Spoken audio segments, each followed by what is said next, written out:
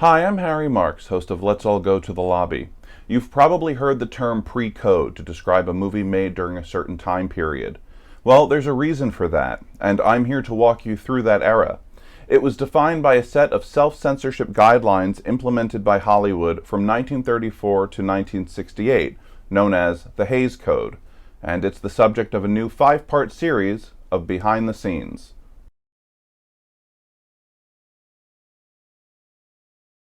Back in the 1920s, there was no Page Six or Perez Hilton. The daily papers were riddled with scandals perpetuated by the popular stars of the time. For example, in 1920, silent film star Olive Thomas died of a drug overdose while on a second honeymoon with her husband. There was also the alleged essay and death of actress Virginia Rappe at the hands of Roscoe Fatty Arbuckle, a popular comedian of the era. As if these extracurricular scandals weren't bad enough, the films themselves had also come under fire from legislators and religious organizations looking to remake popular culture in their image. Think Prohibition, but more glamorous. 37 states were ready to introduce 100 bills in 1921, all geared towards censoring Hollywood films for being too racy and too vulgar, not to mention the hundreds of individual decency laws already passed by every state. In order for a film to be screened somewhere, its content had to adhere to a strict set of ever-changing criteria, which varied from state to state.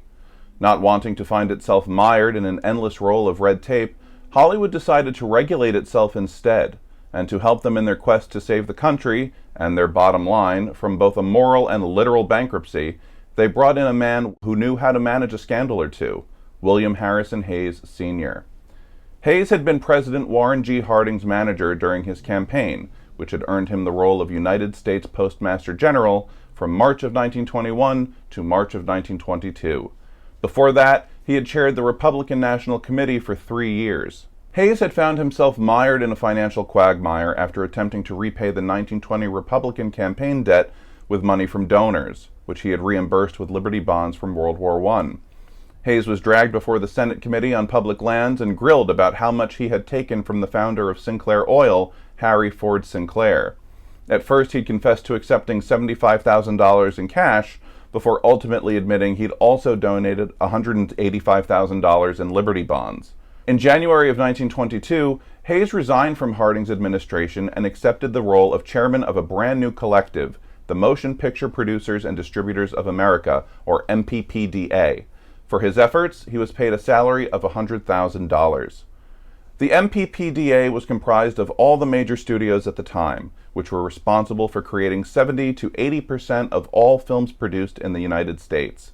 You might be wondering, why Hayes? Well, for one, he did run the post office. He knew how to operate large and far-reaching organizations across the United States. And second, he was a Presbyterian. The studios were almost entirely run by Jewish men, including Adolf Zukor and Jesse Lasky at Paramount, and Louis B. Mayer of Louis B. Mayer Pictures, the future co-founder of MGM.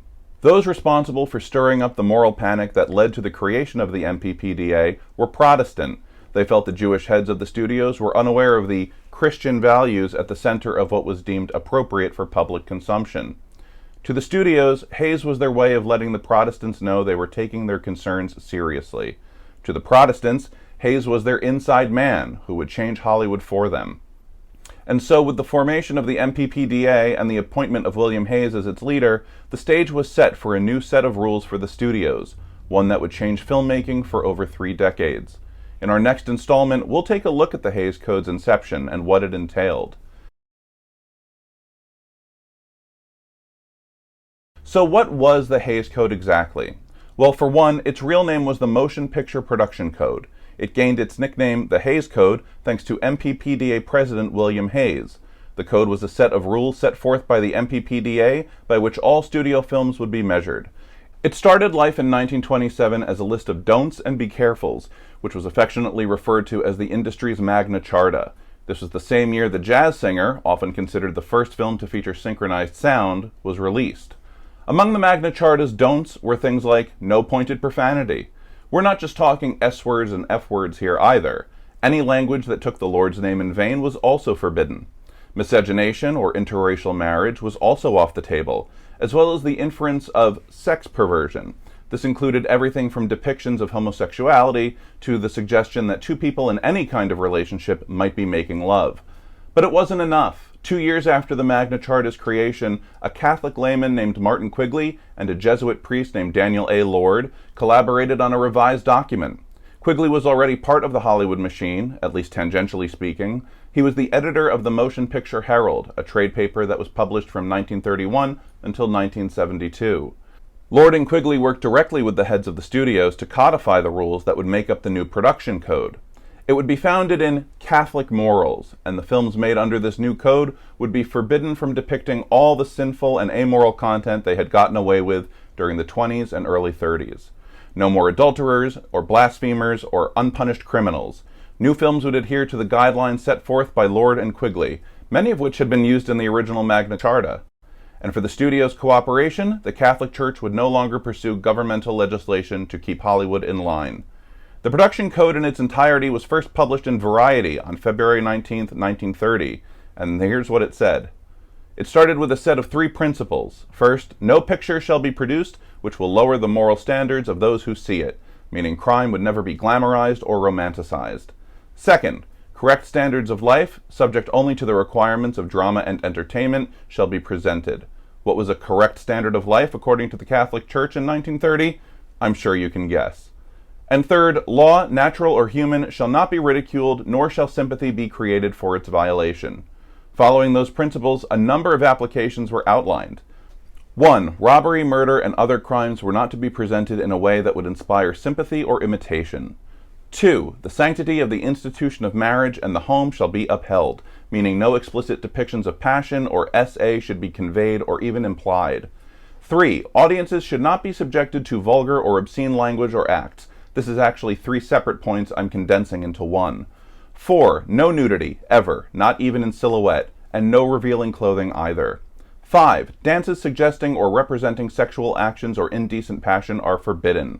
6. Religion is off limits from ridicule and comedy. 7. The treatment of bedrooms must be governed by good taste and delicacy. 8. The American flag must be depicted with respect and national history must be represented fairly. 9. Obscene movie titles were an automatic no. And 10. Depictions of brutal acts, including medical surgeries, must be treated within the careful limits of good taste. It was a lot, and it changed the face of cinema for years. Some of our most beloved films were censored in some way by the Motion Picture Production Code, or Hays Code, and in our next episode, we're going to look at the man responsible for enforcing it, Joseph Breen.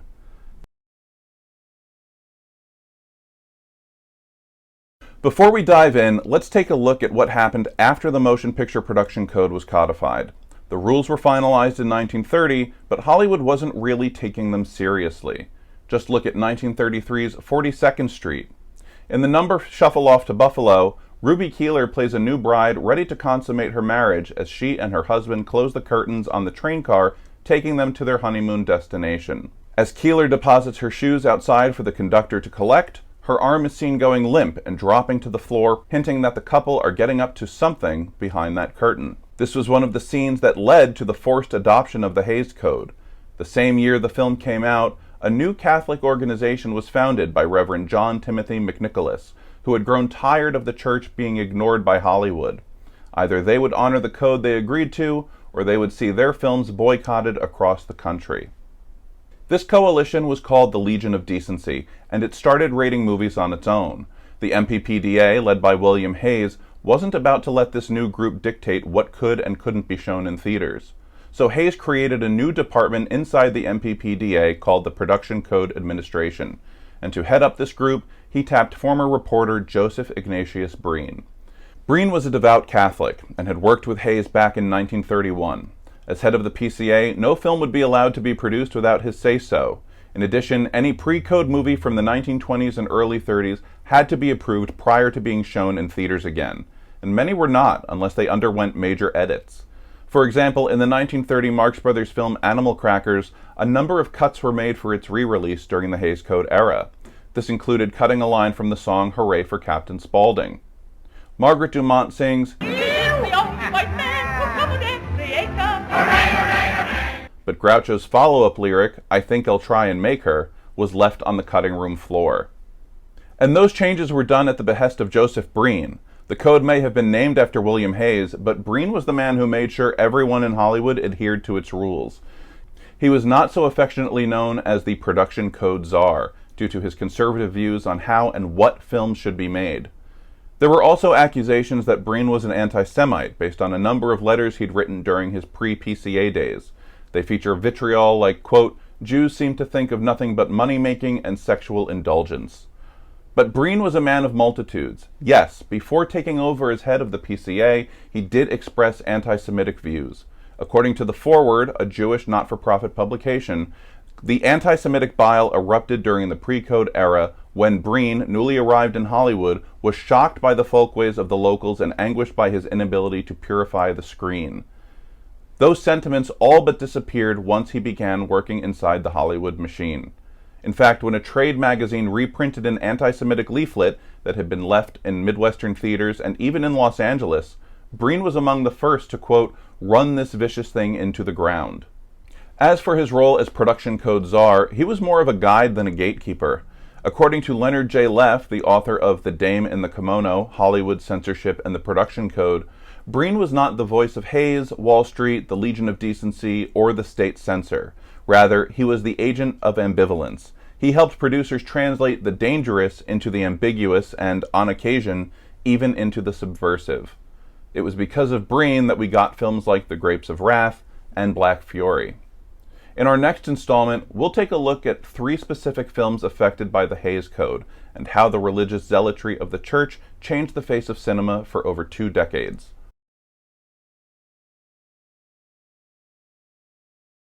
By 1934, change had finally come to Hollywood. No longer would criminals run rampant on celluloid without getting their just desserts. Couples would sleep in separate twin beds, and the LGBTQ+ community would not see proper representation for decades to come.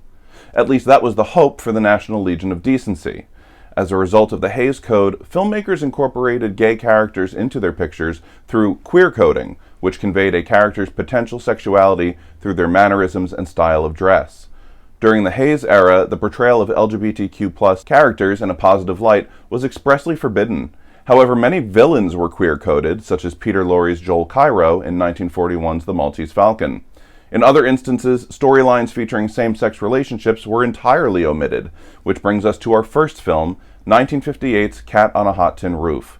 This story of a dysfunctional family brought together for its dying patriarch's 65th birthday started life as a play by Tennessee Williams, and a big part of that play was an implied same-sex relationship between the character of Brick and his deceased friend.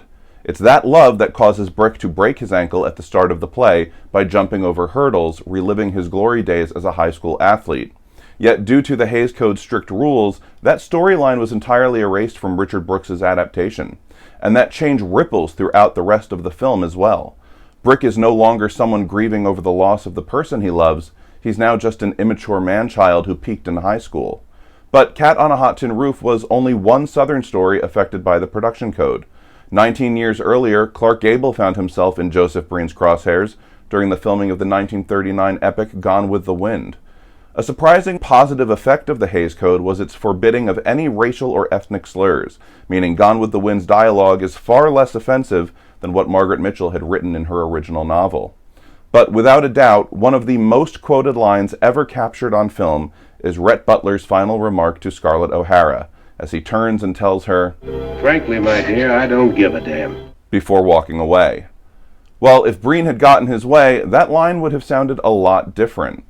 The Hays Code prohibited profanity of any kind. That meant even a word as innocuous as damn was forbidden from being uttered on screen. Producer David O. Selznick knew the line was, perhaps, the most important of the film, and would be remembered for years. He also knew it would fall flat on its face if it was changed to something like, "Frankly, my dear, I don't really care." So he pestered Production Code Administration head Joseph Breen to let him use the word damn.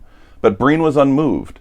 Rules were rules. It wasn't until Selznick went over his head to William Hays himself that Selznick was finally granted permission. The producer had threatened to get all the studio heads together and change the code themselves. Hays acquiesced, and the line remained. Well, 1 month before Gone with the Wind premiered, the Hays Code was changed. The words hell and damn were now only permitted if they were, quote, essential and required for portrayal in proper historical context of any scene or dialogue based upon historical fact or folklore. Finally, we have 1967's Guess Who's Coming to Dinner, starring Sidney Poitier, Spencer Tracy, and Katharine Hepburn. The film tells the story of a young white woman who brings her black fiancé to meet her parents, and the complications that announcement causes among them. The Hays Code had been amended in 1956, 2 years after Breen's departure, to allow subjects such as adultery, prostitution, and miscegenation on screen. However, interracial marriage was still illegal in 17 states at the time of filming. That was another good thing about the Hays Code. It was an organic document that continued to grow along with society over the years. In fact, it matured faster than U.S. legislation. 6 months before the film was released, the Supreme Court ruled that banning interracial marriage was unconstitutional in the decision Loving v. Virginia. Had the Hays Code not been updated a decade prior, allowing interracial relationships to be conveyed on the big screen, it's possible that U.S. law might not have changed either, at least not as quickly. Movies and television shows can show the positive and the negative of our world in ways that shift our manner of thinking. The Hays Code, for all the problems it caused, might have also done some good. In our final installment, we'll look at what finally ended the Hays Code's reign in Hollywood and its lasting effect on the movie industry that's still felt to this day. When the Motion Picture Production Code went into effect in 1934, many filmmakers tried to skirt its rules every chance they got, and in response, the MPPDA continued to double down. The more producers like Howard Hughes and directors like King Vidor pushed the code to its limits, or defied it outright, the more the Hays office pushed back. But as time went on, it was clear that the Hays Code was preventing the studios from both growing with the culture and collecting as much money as they could. Audiences wanted more social realism in their films, the kinds of gritty, true-to-life stories that mirrored their own experiences. It was this kind of storytelling that spelled the end for MGM head Louis B. Mayer as well. Mayer wanted to keep things copacetic between the Hays office and the studio, but MGM's head of production, Dor Schary, wanted to strive for more realistic films. This battle eventually came to a head when Mayer was pushed out of the studio and Schary was made the new MGM president. As the years passed, the players of old either retired or died, and the application of the Hays Code varied. Perhaps no event contributed to its eventual abandonment more than the death of Eric Johnston, MPAA president from 1946 to 1963. Johnston had headed up the United States Chamber of Commerce during the 1940s under Roosevelt, before joining the Motion Picture Producers and Distributors of America.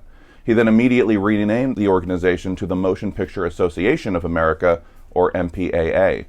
Johnston slowly worked to reduce the Hays Code's hold on motion pictures, allowing previously unacceptable material to appear on celluloid. As I mentioned in the last installment, the code was a living, breathing document that changed over the years it existed. But after Johnston's death in 1963, the MPAA realized the one big issue with the production code? It was a chainsaw when what the industry really needed was a scalpel. In 1964, the film The Pawnbroker broke ground as the first production code-approved film to feature female nudity. It was also a bellwether of things to come. The MPAA went 3 years without a leader, and by the time former White House Chief of Staff Jack Valenti took up the reins in 1966, it was clear that a new system was needed. So in 1968, the Motion Picture Production Code, or Hays Code, was finally laid to rest. In its place stood the new MPAA rating system, which utilized 4 distinct categories to account for all the different kinds of films being produced. They were G for general audiences or exhibition, M for mature audiences, R for people 16 or older unless accompanied by a parent or guardian, and X, meaning no one under 16 admitted. In the 1970s, the MPAA rating system changed slightly. For example, films like Midnight Cowboy and Last Tango in Paris had been rated X, but that letter had also been widely adopted by the adult film industry, so in 1990 the rating was changed to NC-17. Eventually other ratings changed as well, such as M becoming PG in 1972, and in 1984 PG-13 was added to account for PG films with more horror and adult language in them than was comfortable for younger audiences. But that was the end of the Hays Code, which had hung over Hollywood like a sword of Damocles from 1934 until 1968. Even after its demise, its effects are still felt to this day, from the beloved films that could have turned out much different to the characters who were changed forever by the code's ham-fisted religious underpinnings. But the Hays Code was not explicitly good or bad. Just like any new invention, be it the gun, the internet, or even the movie camera, it's how the tool is used that determines how it will be perceived. The Hays Code was a complicated document written by people with complicated beliefs, implemented by complicated men who were just trying to survive.